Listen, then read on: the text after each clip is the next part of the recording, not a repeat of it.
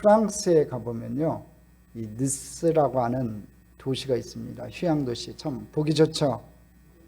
한번 가봤으면 좋겠어요. 전세계 내갖고 우리 참전교회 성도들이랑 한번 가봤으면 좋겠어요. 아주 좋은 도시라고 합니다. 니스라는 도시에 어느 카페에 가면요, 이 다음과 같은 커피 가격이 메뉴판에 기록되어 있다고 합니다.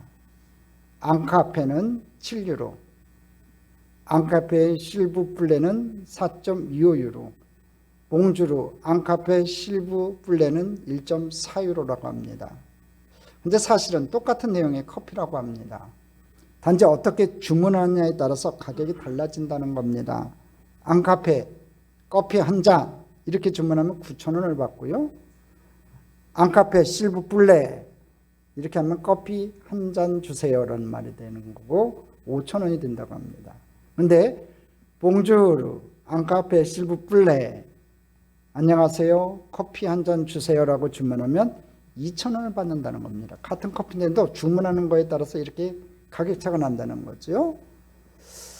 카페 주인이 왜 이런 생각을 했느냐 하면은 이 손님들 대부분이 오전 내내 열심히 일하다가 스트레스를 많이 받은 상태에서 카페에 와가지고 이 주문을 하다 보니까 이 종업원들에게 다 퉁명스럽게 주문을 하더라는 겁니다. 그러다 보니 종업원들도 그 말을 듣고 스트레스를 많이 받는다는 거예요. 그래서 주문하는 사람과 주문받는 사람 모두가 기분이 나빠진다는 거지요. 그래서 주인이 이걸 해결할 방법이 뭐가 없을까? 응? 모두가 행복한 방법이 뭐가 없을까? 이렇게 생각하다가 이런 아이디어를 내게 되었는데 가격 이제 주문하는 거에 따라서 가격 차가 이제 나게 했다는 거죠. 그부터는 모든 사람들이 종업원들에게 아주 정중하게 대해야 되더라는 겁니다. 함부로 대하지 않고 아주 정중하게 대해야 되더라는 거죠. 그 덕분에 그들은 좋은 커피를 저렴하게 먹게 되었다는 겁니다. 즉 내가 상대방에게 어떻게 하느냐에 따라서 그 사람도 나에게 그런 행동을 하는 것, 이것이 우리의 삶의 모습인 것을 보여주고 있습니다. 새해는 여러분 대접을 받고자 하는 대로요 남을 대접하시기 바랍니다. 여러분 대접받고 싶죠? 그럼 먼저 남을 대접하세요. 그러면 대접받은 그대로, 여러분이 대접한 그대로 대접을 받는 귀한 존재들이 될 줄 믿습니다. 자, 그 방법에 대해서 우리가 오늘 말씀을 통해서 은혜를 받겠는데요. 첫 번째, 위대함이란, 이 위대함의 본질은 섬김에 있다는 거지요. 미국의 칩 잉그램 목사님이라는 분이 계세요. 저 목사님이신데 저분이 쓴 책 중에 하나가 위대함, 크리스찬의 소명이라는 책이 있습니다. 그 내용이 뭐냐면요, 하나님은 우리를 위대한 인생으로 부르셨다는 거예요. 저와 여러분 하나님 부르셨을 때, 콜링하셨을 때 여러분 위대한 인생으로 부르셨어요. 하나님이 저와 여러분 부르실 때 아주 위대한 존귀한 사람으로 부르셨어요. 귀한 사람으로 부르셨어요. 왜냐하면 하나님이 인간을 창조하시고 뭐라고 했느냐 하면은 그냥 좋다고 하질 않고 뭐라고 하셨죠 여러분? 심히 좋았다고 그랬어요. 사람을 창조하고 나서, 인간을 아담을 창조하고 나서 뭐라고 하셨냐면 하나님이 심히 좋았다고 하셨어요. 그러니까 하나님이 볼 때 인간은 평범한 존재가 아니고 심히 좋은 존재, 위대한 존재라는 거예요. 하나님 보시기에도 심히 좋은 존재, 위대한 존재라는 거죠. 그래서 모든 사람이 이 마음 깊은 곳에 뭐가 있냐면요, 위대함에 대한 갈망이 있다는 거예요. 비참하게 살거나 있는 듯 없는 듯 그렇게 살고 싶은 사람 아마 아무도 없어요. 아무도 없다는 거지요.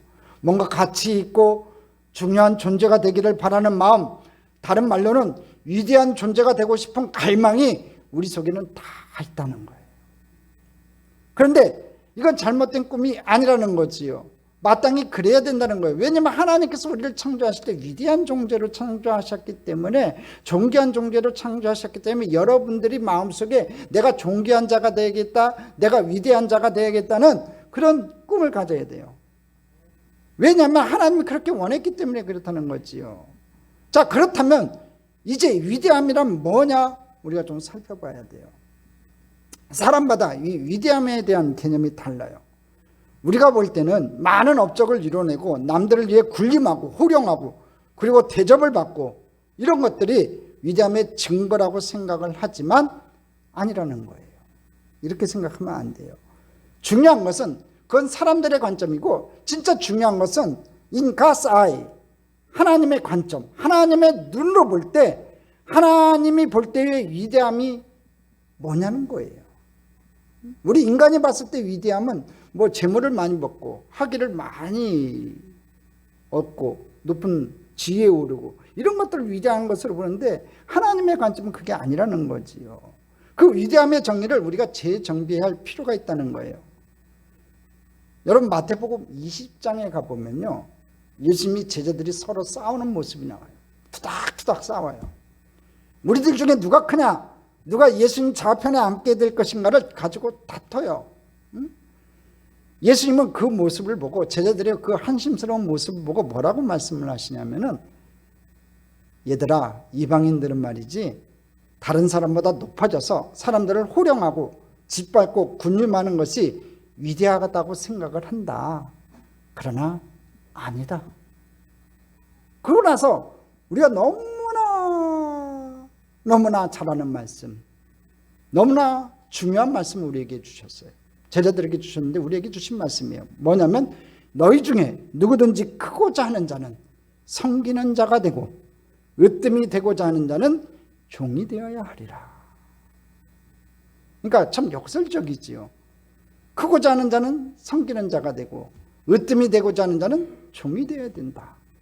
세상 법칙하고는 전혀 맞지 않아요. 하나님의 관점, 하나님의 눈에는요, 이게 진정한 위대함이라는 거지요. 즉 무슨 얘기냐면 진정한 위대함은요, 섬김에 있다는 거예요. 우리 주님은 그걸 우리에게 가르쳐 주셨어요. 한번 따라 합시다. 진정한 위대함은 섬김이다. 그러니까 우리가 섬기며 살아야 돼요.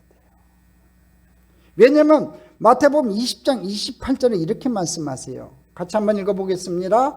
인자가 온 것은 섬김을 받으려 함이 아니라 도리어 섬기려 하고 자기 목숨을 많은 사람의 대속물로 주려 함이니라. 인자가 온 것은, 주님께서 이 땅에 온 것은요, 섬기러 왔다고 오늘 친히 말씀하고 계세요. 즉 인생의 존재 목적이 섬김이라고 우리에게 가르쳐주고 있는 거예요. 예수님 존재 목적도 섬기기 위해서 이 땅에 오셨는데 하물며 우리들은 존재 목적이 뭐야 되냐 이거지요. 우리 인생의 존재 목적이 여러분 섬김이 되어야 된다는 겁니다. 그래서 예수님 자신도 그렇게 살았다는 거예요. 예수님이 사람이 되어 이 땅에 오신 것, 우리의 십자가에서 죽으신 것, 그리고 부활하셔서 우리의 미래를 보장해 주신 것, 이 모든 것이 다 뭐냐? 섬김이라는 거예요. 섬김. 이 철저한 섬김 땅에 오늘 저와 여러분이 존재하는 거예요. 저와 여러분이 예수 믿게 되었다는 거죠. 그러므로 우리가 이것을 안다면 주님을 닮아 섬기는 자가 되어야 하고 그것이 바로 위대한 인생의 본질이다라는 것을 우리가 깨달아야 돼요. 저와 여러분이 예수님 닮아서 섬기는 귀한 인생으로 살아가기를 주님의 이름으로 축원합니다. 자, 그럼 이 위대함의 실천, 이 섬김의 실천은 어떻게 해야 되냐는 거죠. 대접을 받고자 하는 대로 남을 대접하는 방법으로 해야 돼요. 오늘 본문은 아주 유명한 잠언입니다. 우리 본문 12절 말씀 다시 한번 읽어보겠습니다. 같이 읽겠습니다. 그러므로 무엇이든지 남에게 대접을 받고자 하는 대로 너희도 남을 대접하라. 이것이 율법이요 선지자니라. 여러분, 탈무드에 보면요, 힐레라고 하는 유명한 랍비가 나와요. 근데 어느 날 어떤 사람이 찾아와서 이 힐레를 찾아와 갖고 이렇게 말을 해요. 내가 유대교로 개정하고 싶은데 조건이 하나 있습니다. 내가 한 발로 서 있는 동안 율법의 핵심이 뭔지를 간단하게 설명해 주십시오. 이렇게 얘기했어요. 그러니까 한 발로 서 있는 동안이니까 아주 짧은 시간이겠지요. 그 시간 동안 율법의 핵심이 뭔지 나에게 가르쳐 달라는 거예요. 그럼 내가 개종하겠다는 거지요. 율법의 내용이 많잖아요. 그러니까 핵심만 가르쳐 달라는 거예요. 짧은 시간에. 그러니까 힐렐이 이렇게 대답을 해요. 뭐라고 대답했냐면 당신이 원하지 않는 일을 다른 사람에게도 행하지 마십시오. 그것이 율법의 핵심이며 다른 모든 것은 그것의 주석에 불과합니다. 이렇게 얘기를 했어요. 자, 지금 힐렐의 말이 잘 들어보셨지만, 지금 보셨잖아요. 글로도 보셨지만 이 말 어디서 좀 들어본 말 같지 않아요? 당신이 원하지 않는 일을 다른 사람에게 행하지 말아라. 당신이 원하지 않는 일을 다른 사람에게 행하지 마라. 어디서 많이 듣지 않았어요, 여러분? 공자님이 이런 말을 했어요. 공자가 이 말을 했거든요. 기소불욕, 물시어인이라고 그랬어요. 기소불욕, 내가 원하지 않는 일. 물시어인, 다른 사람에게 베풀지 말라. 똑같은 말이죠. 그러니까 힐레의 가르침과 공자님의 가르침은 같아요. 그럼 오늘 본문 12절에 예수님의 가르침도 그와 똑같은 것이냐 이거예요. 대접을 받고 싶은 대로 남에게 대접하라. 이 말씀과 힐렐과 공자의 가르침이 같냐 이거지요. 부정은 긍정이니까 그 말이 그 말 아닌가? 그런 질문할 수 있겠지만 근데 아니라는 거예요. 여러분 마태복음 5장에서 7장까지 있는 예수님이 율법을 재해석하는 내용들이에요. 그러니까 마태복음 5장에서 7장까지는요. 예수님께서 율법을 재해석하는 내용들이 나오거든요. 그 중에 하나를 예를 들어 볼게요. 뭐라고 말씀하셨냐면 살인하지 말라는 말을 너희가 들었으나 나는 너희에게 이르노니 말하면서, 여러분 이스라엘 사람들이 가졌던 이 살인에 대한 계명, 그것에 대한 해석과 예수님의 해석이 어떻게 다른가를 우리에게 보여줘요. 이스라엘 사람들은요, 살인하지 말라를 어떻게 생각했느냐 하면은 직접적으로 칼을 찔러서 어떻게 해서 목숨을 취하는 것뿐만 아니라 내가 어떤 짓을 행하더라도 상관없는데 다만 그 사람의 생명을 내가 실제로 죽이는 일만 안 하면 나 율법을 지켰다는 거예요. 그러니까 직접적으로 목숨을 취하는 일만 아니면은, 죽이지 않는 일만 하면은 그 율법은 지켰다고 생각을 했어요. 응? 위롭다고 생각을 했다는 거예요. 근데 여러분 잘 생각해 보십시오. 여러분 남에게 해를 끼치지 않으면 다 된 건가요? 남의 것을 도둑질하지 않으면 내가 거룩한 것인가요? 남에게 거짓말 안 했으면 나는 선한 것이고 남이 싫어하는 일을 하지 않았으니 나는 완전한 것이냐, 율법을 다 지킨 것이냐, 그 얘기예요. 이스라엘 사람들 그렇다고 생각을 했어요. 그러나 예수님 볼 때는 아니라는 거지요. 그건 율법 정신에 어긋난다는 거예요. 여러분 율법 정신의 핵심은 뭐냐면요, 사랑이에요. 근본적으로 이스라엘 백성들을 사랑했기 때문에 하나님께서 주신 게 율법이었거든요. 그래서 생명을 사랑하지 않는 것이 죄라는 거예요. 그래서 인격을 모독하거나 삶의 유혹을 저하시키거나 형제를 보고 욕을 해서 무참하게 만들거나, 이 모든 것이 다 뭐냐면요, 죄라고 예수님은 말씀하시는 거예요. 인격을 죽이는 것도 살인이라는 거지요. 삶의 유혹을 저하시키는 것, 말 한마디로 남을 비하하고 남을 모략해가지고 사람의 삶의 유혹을 꺾는 것 자체도 여러분 살인이라는 거예요. 그러니까 자기가 원하지 않는 것을 다른 사람에게 행하지 않는 것은 윤리의 극치예요. 우리의 양심은 여기까지 성장할 수 있다는 거예요. 그러나 예수님의 말씀은 이것과 근본적으로 달라요. 더 적극적이고 근본적인 거라는 거예요.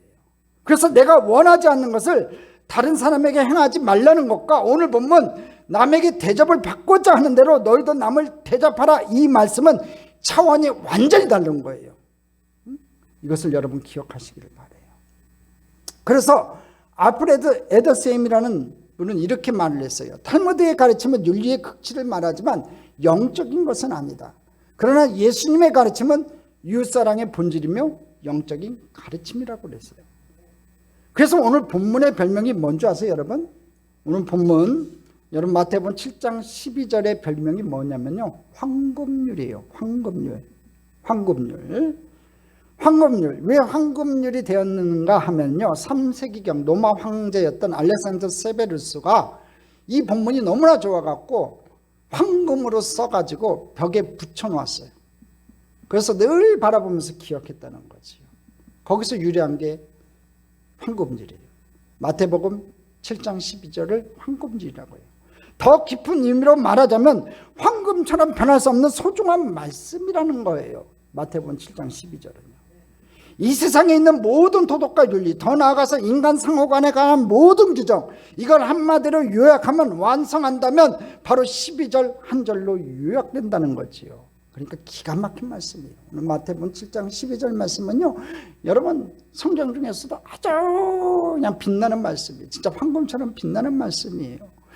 여러분 다른 거 없어요. 이것만 지켜보세요. 이게 지키기가 얼마나 힘든지 아세요? 이걸 지킨다면 마태복음 7장 12절 말씀처럼 우리가 실천할 수만 있다면요, 여러분 인생 2022년으로 꽃피는 인생 될 거예요. 그렇게 되기를 바라요. 저도 이 본문 말씀을 선택한 건 올해도 나도 이렇게 해보자 하고 결단하고 이 본문 말씀을 선택했어요. 모든 도덕과 윤리, 인간 상호 간의 모든 규정, 이런 것들 딱 요약한 말씀이 이 말씀인 거예요. 이걸 지켜나갑시다. 윤리의 최고복이 뭐냐? 한마디로 말하면 마태복음 7장 12절 말씀, 이 말씀을 암송하면 돼요. 그래서 예수님은 12절 말씀 끝에 뭐라고 했는가 하면요, 율법이요 선지자니라 그랬어요. 율법이란 말은요 모세 오경을 가리키는 말이고, 선지라는 말은요 모세 오경 이후 모든 구약 성경을 한마디로 선지서라고 그래요. 그러니까 율법과 선지, 그러면 구약 성경 전체를 의미하는 거예요. 그러니까 다시 말하면요, 이 마태복음 7장 12절 말씀이 성경의 내용이고 하나님의 뜻이라는 거예요. 구약의 핵심, 성경의 핵심, 하나님의 뜻을 요약한 말씀이 오늘 이 말씀이라는 거지요. 그 당시는 신약이 없었기 때문에 그 당시 성경의 내용이었다는 거지요. 남을 대접하라가 곧 성경의 내용이라는 거예요. 우리 주님이 가르쳐 주심이에요. 자, 그렇다면 어떻게 섬길 거냐 이거지요. 어떻게 대접할 거냐 이거예요. 거기에 대한 말씀을, 깨달음을 우리가 이 본문을 통해서 우리가 알아갔으면 좋겠습니다. 세 번째, 섬김과 대접이에요. 어떤 분은요, 이 대접이라는 말을요, 우리가 음식을 대접한다 할 때, 누굴 대접한다 할 때 무언가 사주는데 그걸 대접이라고 생각하기도 해요. 근데 이 대접이라는 단어, 헬라어 포이에오라는 말은요, 음식을 대접하는 개념보다 훨씬 넓은 개념이에요. 즉 무슨 뜻을 갖고 있냐면 행동한다는 뜻을 갖고 있어요. 한번 따라합시다. 행동한다. 행동한다. 그러니까 너에게 행하여 주기를 바라는 대로 네가 행하라, 행동하라는 그런 뜻이에요. 자, 여러분, 그렇다면 말이죠, 우리가 다른 사람이 나에게 어떻게 행해 주기를 바랄까요? 여러분, 너에게 행하여 주기를 바라는 대로 네가 행하라, 행동하라, 그런 뜻으로 이 대접이라는 단어가 쓰여 있는데, 그렇다면은 우리는 다른 사람이 나에게 어떻게 행해 주기를 바라고 있어요. 상황 그때마다 다 다르죠. 무수한 상황 속에서 무수한 바람이 있을 거예요. 저 사람이 나한테 어떻게 해주기를 바란다, 그런 바람들이 있을 거예요. 그러나 상대방이 나에게 해주기를 바라는 것을 심리학적으로 정리하면 세 가지로 압축이 돼요. 첫 번째, 나를 있는 모습 그대로 받아주기를 바란다는 거예요. 그러니까 내 있는 모습 그대로를 받아주기를 원한다는 거지요. 사람들 마음속에는, 모든 사람의 마음속에는 그런 소원이 있다는 겁니다. 내 모습 그대로 받아주기를 바라는 마음, 그게 있다는 거지요. 여러분 그렇지 않아요? 내 모습 그대로 좀 받아줬으면 좋겠는데 뭔가 오해를 하고 뭔가 이렇게 내 말 뜻에 깊은 의미를 헤아리지 못하고 퀘스천 마크를 갖는 내 행동에 대해서 이해를 못하는 그런 상황들이 생겨요. 여러분 모든 사람들이, 아니야 모든 사람까지는 필요 없어요. 단 한 사람이라도 내 모습 이대로 그대로 받아주는 사람이 한 사람만 있으면요 얼마나 좋겠어요. 그렇죠 여러분? 내가 무슨 말을 하든 무슨 행동을 하든 다 받아줄 수 있는 그런 사람 한 사람만 있으면 좋겠죠. 그런 사람 앞에 가서 내 마음을 다 쏟아 놓아도 비난하거나 평가하지 않고 아 그렇구나 그래 다 이해해, 그렇게 받아줄 수 있는 한 사람, 그런 사람 한 사람만 있어도요 세상은 참 살만할 거라고 생각해요. 그런데 우리가 어디 가서 그런 사람 만날 수 있냐 이거지요. 심지어 부부간에도 잘 이해 못할 때가 있어요. 화성인과 금성인이 만나갖고 지구에서 사니 언어 통화가 되겠냐 이거지요. 서로 오해하고 서로 이해 못할 일들이 생겨도 어쩔 수 없이 사는 게 부부거든요. 우리는 어디 가서 그런 사람 만날 수 있을까 그거예요. 만나면 좋지만 오늘 성경은 뭐라고 얘기하냐면요, 그런 사람 만나면 참 좋겠지만 먼저 내가 그런 사람이 되라는 거예요. 먼저 이해해주는 사람이 되라는 거예요. 나는 이해받는 사람이 되고 싶은데 성경은 뭐라고 얘기한 거냐면 네가 먼저 이해하는 사람이 되라는 거예요. 옆에 사람이, 남편이, 아내가, 부모와 자식 간에도 먼저 이해하는 사람이 되라는 거예요. 받아주는 사람이 되라는 거죠. 그래서 예수님도 제자들을 보면서 이런 말씀하셨어요. 마음은 원이로되 육신이 약하도다. 제자들 한탄스러운 모습 보면서, 악이 다툼하는 그 모습을 보면서, 믿음 없는 그 모습을 보면서도 여러분, 마음은 원이로되 육신이 약하도다 하고 그 연약한 모습 그대로를 그냥 그대로 우리 주님은 받아주셨다는 거지요. 여러분, 새해에는요, 누가 나 다 이해해주기 바라지 마시고요, 여러분이 이해해주는 사람 되기를 주님의 이름으로 축원합니다. 그런 사람 됐으면 좋겠어요. 마음이 넓은 사람 됐으면 좋겠어요. 바다 같은 사람 됐으면 좋겠습니다. 우물 같은 사람 되지 마시고요, 시계창 같은 사람 되지 마시고요, 여러분 바다 같은 사람 됐으면 좋겠어요. 바다는요, 큰 강물도 다 받아들이고요, 여러분 바다는요, 여러분 모진 폭풍이 몰아쳐도요, 여러분 아무 말 하지 않아요. 폭풍이 지나고 나면 잠잠해져요. 언제 그랬냐듯이 따지지도 않아요. 하늘 향해서 따지지도 않아요. 왜 나 가만히 쉬고 있는데 왜 태풍을 몰아치겠느냐고 하늘 향해서 따지지도 않아요. 묵묵히 침묵하면서 다 받아줘요. 비가 오든 태풍이 몰아치든 강물이 들어오든 다 받아줘요. 우리 참정교회 우리 성도님들이 새해에는 바다 같은 귀한 성도님들 됐으면 좋겠습니다. 대접해 주세요. 행동하세요. 액션하세요. 수용하세요. 그럴 때 하나님께서 여러분을 축복의 백성으로 삼으시고 한량없는 그 바다 같은 마음을 가진 여러분에게 바다 같은 큰 축복을 여러분에게 허락하실 줄 믿습니다. 두 번째, 상대방이 나를 인내하고 기다려주기를 다 바라요. 상대방이 나를 좀 인내해주고 기다려주기를 바란다는 거죠. 지금은 비록 부족하지만 변해가려고 노력하는 중이니까 조금만 더 참아줬으면 좋겠다. 이 갈망이 모든 사람이 상대방에게 가지는 소원이라는 거지요. 특별히 자녀들에게 있어서요, 부모에게 바라는 게 뭐냐면요, 내가 아직 부족하지만 아버지 어머니 눈에는 차지 않겠지만 좀 기다려주세요. 좀 기다려주세요. 참고 좀 기다려주세요. 자녀들이 바라는 게 그거예요. 그것이 우리 자녀들의 소원이라는 거지요. 아니, 우리 모두의 소원이에요, 여러분. 그러지 않아요? 좀 기다려줬으면 좋겠는데, 내가 성숙할 때까지 좀 기다려줬으면 좋겠는데, 믿음이 자랄 때까지 좀 기다려줬으면 좋겠는데, 그러지 않고 넌 왜 그 모양이냐, 가망이 없어, 틀렸어, 끝났어, 이렇게 질책하지 말라는 거예요. 지금은 부족해도 더 나아질 거고 잘 될 거다 하고 믿고 기다려달라는 거예요. 여러분, 그랬으면 좋겠습니다. 여러분 남편을 바라보고 여러분 자녀를 바라보고 우리 성도님들을 바라보면서 올해는요, 좀 참고 인내하고 기다려줄 수 있는 사람들 됐으면 좋겠습니다. 많은 사람들이 다른 사람들 향해서 좀 기다려달라고 하지만 여러분 좀 기다려주세요. 참고 인내해주세요. 예수님이 제자들에게도 이런 말 했어요. 지금은 모르지만 이후에는 알리라. 아무리 말씀을 해도 제대로 못 알아들었는데 주님께서 화를 낸 게 아니라 뭐라고 했냐면 지금은 모르지만 이후에는 알리라. 믿고 기다려줬다는 거지요. 우리 주님이 그랬다면 저와 여러분도 믿고 기다려줍시다.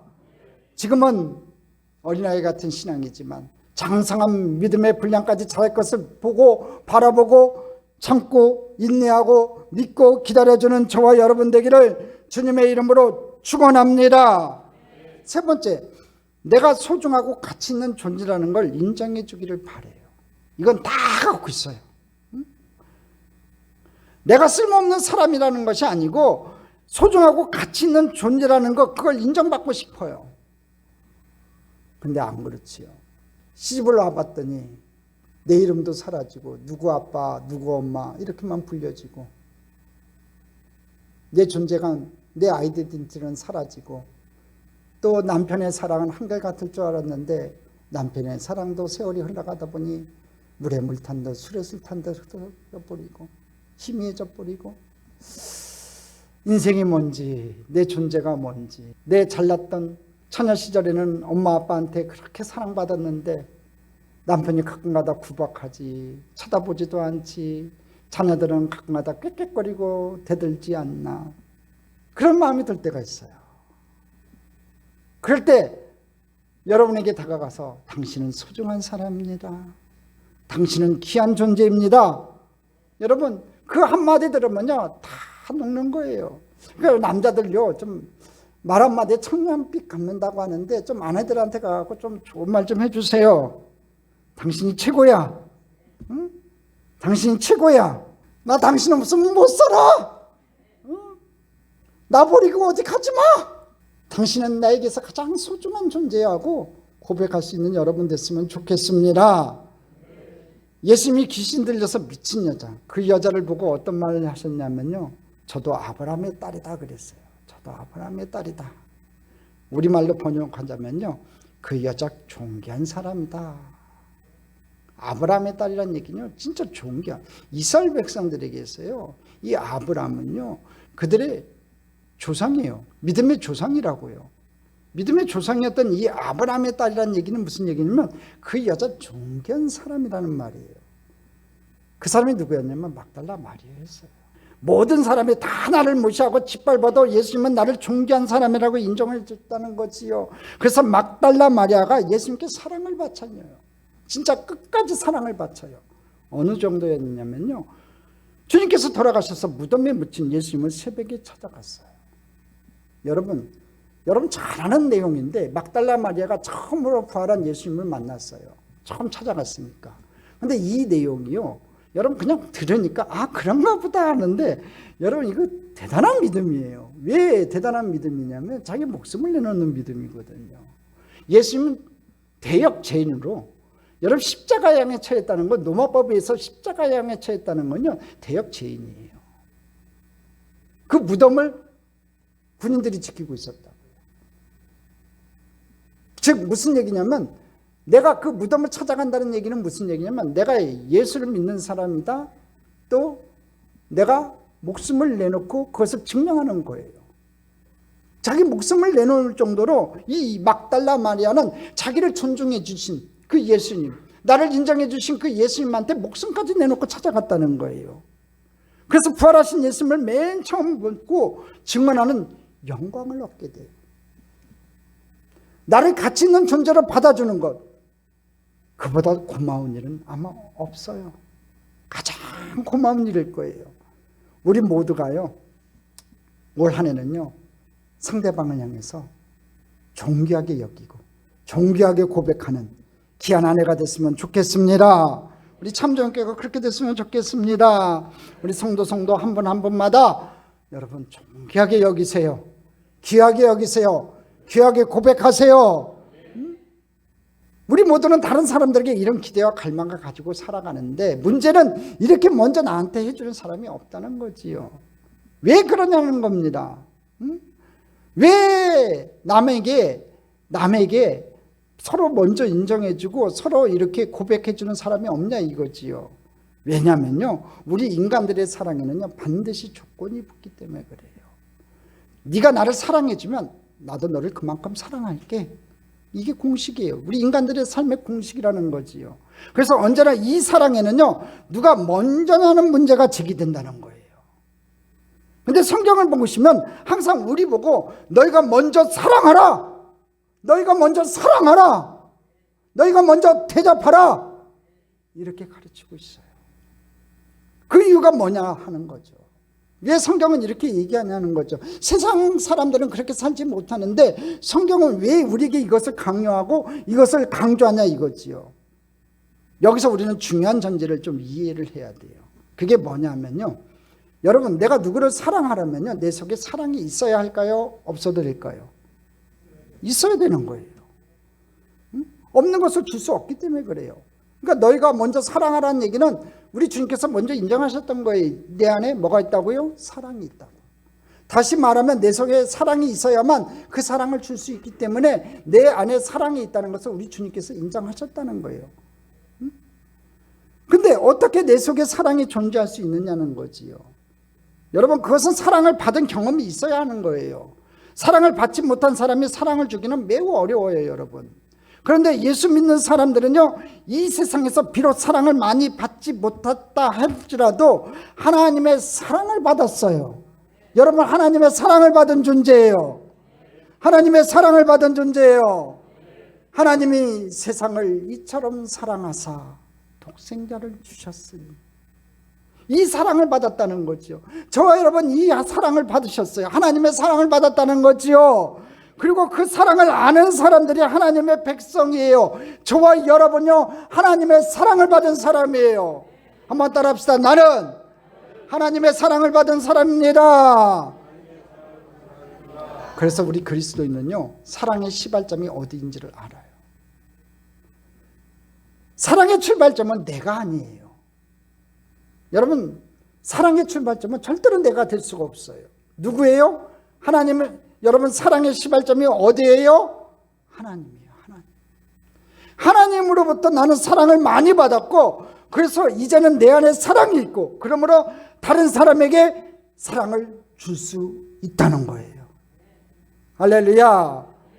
그래서 오늘 성경에 우리에게 주는 가르침은 우리에게 너희가 먼저 사랑하라는 거예요. 더 중요한 것은 내가 그 말씀을 믿고 사랑할 때 하나님의 결과를 보상하신다는 거예요. 왜? 주님께서 그렇게 명령하셨기 때문에. 그렇게 명령대로 행하면요, 우리에게 보상이 따라와요. 그러니까 이러한 메커니즘이 우리 속에 형성되어 있을 때에만 여러분, 남을 먼저 사랑할 수 있다는 거지요. 이런 메커니즘이 우리 속에 형성되어 있지 않을 때는요, 남을 먼저 사랑하기는 지극히 어렵다는 거예요. 내가 사랑받은 존재다.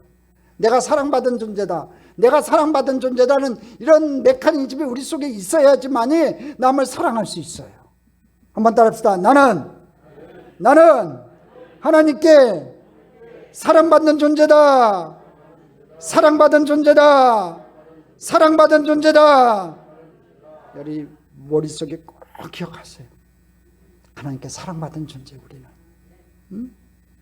여러분, 사랑이란 희생인데 어떻게 먼저 사랑하겠습니까?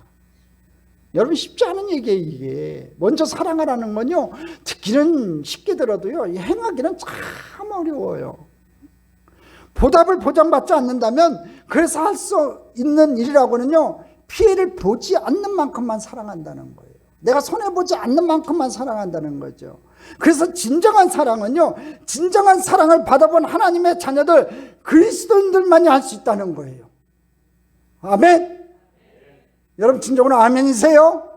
여러분이 진정한 사랑을 받아본 하나님의 자녀들이기 때문에 여러분, 진정한 사랑을 할 수 있어요. 그런 사람들 되기를 바랍니다. 자, 이제 이 사랑이란 말에 대접이란 단어를 붙이면 돼요. 남을 대접하라. 남을 사랑하라. 남을 대접하라. 여러분, 이 섬김과 대접이란 희생이에요. 남을 섬기기 위해서, 남을 대접하기 위해서는 희생이 따라요. 그럼 다시 한번 퀘션 마크가 생기죠. 뭐냐면 누가 먼저 섬기고 대접하겠냐예요. 똑같은 대답이죠. 받아본 사람이 할 수 있어요. 우리는 하나님으로부터 그런 대접을 받았지요. 저와 여러분이 하나님 앞에 그런 대접을 받았어요. 하나님의 자녀로 삼아주셨잖아요. 존귀한 자로 삼아주셨잖아요. 하나님의 사랑을 받았잖아요. 그렇죠, 여러분? 맞죠? 맞죠? 응? 하나님으로부터 놀라운 대접을 받았어요. 저 여러분요. 자녀로 대접을 받았고요. 천국을 선물로 받았어요. 그러니까 먼저 대접하라는 거예요. 우리가 받았으니까 대접하라는 거예요. 그 섬김이 위대함의 본질이라는 거예요. 섬기라는 거죠. 내가 받았으니까, 하나님 앞에 거저 받았으니까 거저 섬기라는 거예요. 그러니까 우리가 섬길 수 있는 이유는 우리 때문이 아니에요. 하나님 때문이에요.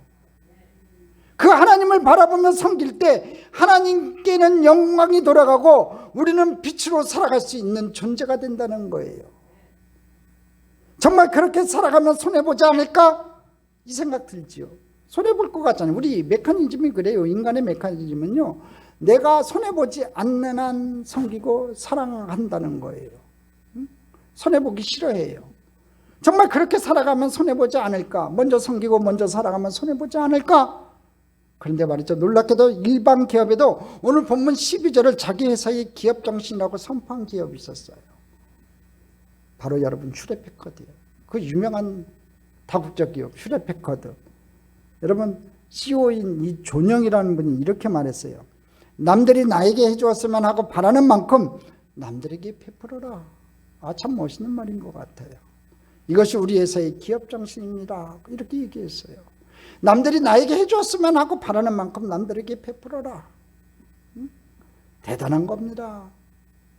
세상 기업의 CEO도 이 하나님의 정신을 받아들여서 이렇게 고백해요.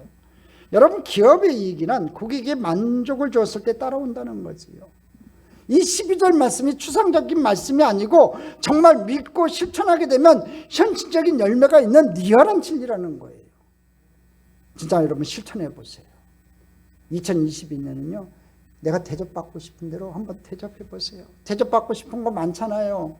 인정받고 싶고, 아까 얘기했던 세 가지 이 부분들 다 날 받아주기를 원하고, 인정받고 싶고, 섬김받고 싶은 이 마음들. 여러분, 이 마음 들 때마다요, 올해도 여러분이 그런 마음 들 때마다 여러분 안 해줬다고 섭섭이 들어가지 마시고 여러분이 먼저 섬겨보세요. 여러분이 먼저 대접해 보세요. 그럴 때 하나님께서 놀라운 은혜를 2022년엔 여러분에게 베풀어 줄 줄 믿습니다. 그런데 여기에는요, 믿음이 있어야 된다는 거예요. 이 12절 말씀을 행하려면요, 믿음이 필요한데 어떤 믿음이냐 하면요, 하나님이 나를 사랑하셨다는 믿음이에요. 아멘. 하나님이 여러분을 사랑하셨어요. 그리고 하나님은 내가 위대한 인생을 살기를 바라신다는 믿음이에요. 우리 하나님은 여러분요, 위대한 인생을 살기를 바라세요. 여러분이 그냥 별 볼 일 없는 사람으로 살아가는 게 아니라 믿음의 위대한 인물이 되기를 원해요. 히브리서 11장을 계속해서 써가는 믿음의 장의 주인이 되기를 원하세요. 그리고 위대함의 본질이 섬김이며 그게 바로 인생의 목적이라고 하는 믿음이에요. 여러분도 여러분 인생의 목적을 좀 바꿔보세요. 위대함의 본질이 섬김이고 그게 바로 인생의 목적이라고 하는 믿음이에요. 내 인생의 목적은 섬김이다. 그것이 내가 위대하게 되는 방법이다 하고 여러분 믿음을 가지세요. 그리고 내가 그 일을 할 때 하나님이 결과를 책임진다는 그 믿음을 가지세요. 그럴 때 하나님께서 여러분에게 놀라운 은혜를 베풀어 주실 줄 믿습니다. 이 믿음이 있을 때 우리는 이 위대한 한국일을 지켜나갈 수 있다는 거지요. 많은 분들은 축복의 통로가 된다는 말을 무척 좋아해요. 기도해줘도 축복의 통로가 돼주세요. 그러면 아멘 아멘 해요. 아마 제일 좋아하는 것 같아요. 축복의 통로가 돼주세요. 그러면 아멘 아멘 해요. 아마 다 좋아하는 것 같아요. 근데 이 축복의 통로가 된다는 말을요, 아마 이렇게 해석하는 것 같아요. 돈을 많이 벌게 해주세요. 내가 인간적으로 생각하는 것들 있죠. 돈을 많이 벌게 해주세요. 자녀들 앞길에 형통의 길이 열려주게 해주세요. 내가 행복해지게 해주세요. 하나님 내가 건강하게 해주세요. 이런 것들이 들어가 있어요. 여러분 일단 벌어야 되지 않겠어요? 축복의 통로가 되려면. 건강해야 되지 않겠어요? 축복의 통로가 되려면. 문제가 해결돼야 되지 않겠어요? 축복의 통로가 되려면. 근데 그게 아니라는 거지요. 아무리 많이 번다고 해도 축복의 통로는 안 될 수가 있어요. 돈이 많으면요, 오히려 예수님 떠나가는 사람들 많아요. 건강해지면요, 여러분 예수님 떠나가는 사람 많아요. 건강해지니까 여러분 육신이 건강하니까 놀 게 얼마나 많아요. 노세 젊어서 노세, 늙어지면 못 노나냐고 세상으로 달려가요. 여러분 문제가 해결되면요, 여러분 예수 잘 믿을 것 같죠? 안 그래요. 문제 해결되면요, 내가 이뤘다 그래요. 내가 해결했다고 세상으로 달려가요. 그게 사람들이라는 거지요. 여러분 축복의 통로는요, 섬기는 자가 되는 것. 그게 축복의 통로가 되는 비결이고요, 진정 잘 사는 비결이에요. 여러분 하나님 앞에 섬겨보세요. 섬겨보세요. 섬겨보세요. 섬기는 자가 되세요. 그게 여러분 축복의 통로가 되는 거예요. 여러분 진정으로 섬겨보세요. 대접해보세요. 오늘 성경이 그대로 이루어질 거예요. 대접한 그대로 내가 대접을 받고요, 섬기는 그대로 내가 섬김을 받을 거예요. 우리는 그런 역사가 여러분에게 있기를 주님의 이름으로 축복합니다. 중요한 것은 누가 먼저 시작할 건가 이거예요. 반드시 기억해야 합니다. 하나님 먼저 시작하셨어요. 하나님 먼저 우리를 먼저 사랑하셨고, 하나님 먼저 우리를 섬기셨고, 하나님이 먼저 우리를 대접해 주셨어요. 그러니까 내가 그 사랑을 받았으므로, 내가 그 대접을 받았으므로, 내가 그 섬김을 받았으므로 나도 그렇게 한다는 거예요. 손해나는 거 아니잖아요. 내가 받았으니까 나도 할 수 있잖아요. 그건 손해가 아니잖아요. 그러니까 생각의 포인트를 좀 바꿔보세요. 잠깐 누군가를 베풀고 누군가를 섬긴다고 할 때는 자꾸 손익계산을 따진다는 거예요. 그러지 마세요. 먼저 주신 분 하나님을 바라보세요. 하나님을 바라보시고 하나님께서 내게 먼저 베푸신 그 은혜, 그 축복들을 바라보시고 오늘 이 시간 감사할 수 있는 저와 여러분 되고, 여러분이 먼저 섬길 수 있는, 대접할 수 있는 축복의 사람 되기를 주님의 이름으로 축복합니다. 여러분, 이것이 위대한 인생이 되는 비결이에요. 존귀하게 되는 인생의 비결이에요. 여러분, 잘 되는 인생의 비결이에요. 성공하는 인생의 비결이에요. 후회 없는 인생을 사는 방법이고요, 하나님께 칭찬받는 유일한 길이에요. 우리 그렇게 삽시다. 2022년도 뿐만 아니라 평생에 주님 앞에 서는 그날까지 대접하며 섬기며 살아가는 저와 여러분 되기를 주님의 이름으로 축복합니다. 남에게 대접을 받고자 하는 대로 너희도 남을 대접하라. 오늘 주님이 우리에게 주시는 이 명령, 진정으로 대접하고 섬김으로써 위대한 인생을 살아가는 우리 모두가 되기를 주님의 이름으로 축복합니다. 축복합니다. 축복합니다.